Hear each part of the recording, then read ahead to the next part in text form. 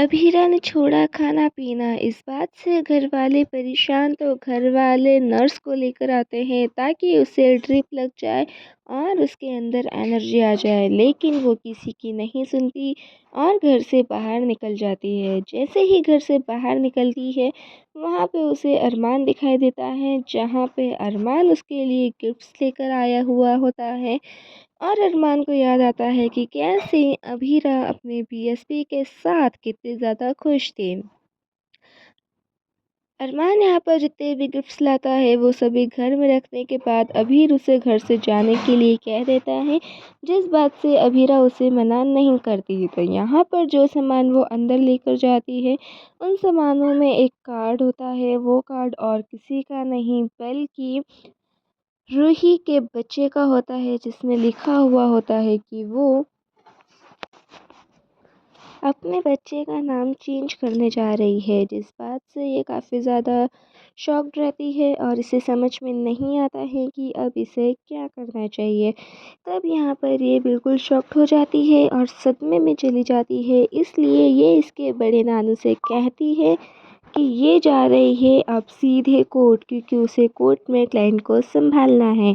तो इधर ये यहाँ पर अपने डेकोरेटर से बात कर रही होती है और रोहित नहीं चाहता है कि उसके बच्चे का नाम चेंज हो, इसलिए वो उसे डांट देता है और फ़ोन भी छीन लेता है।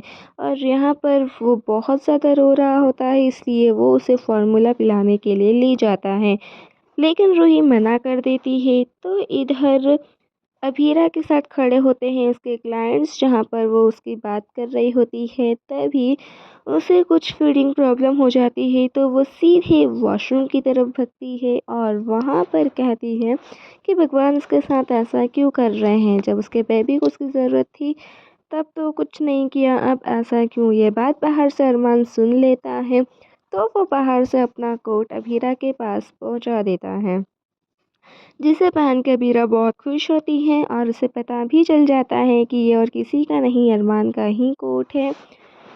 लेकिन जब तक वो बाहर आती है तब तक क्लाइंट्स वहाँ से जा चुके होते हैं, जिस बात से वो परेशान हो जाती हैं। तो इधर गोयनका परिवार में पोद्दार फैमिली के लोग आए हुए होते हैं। वो इसलिए आते हैं क्योंकि वो अपनी बहू को फिर से ले जाना चाहते हैं, लेकिन मनीष जी साफ तौर पर मना कर देते हैं कि नहीं, अभीरा उनके साथ नहीं जाएगी, जिस वजह से फिर से एक बार बहस छिड़ जाती है।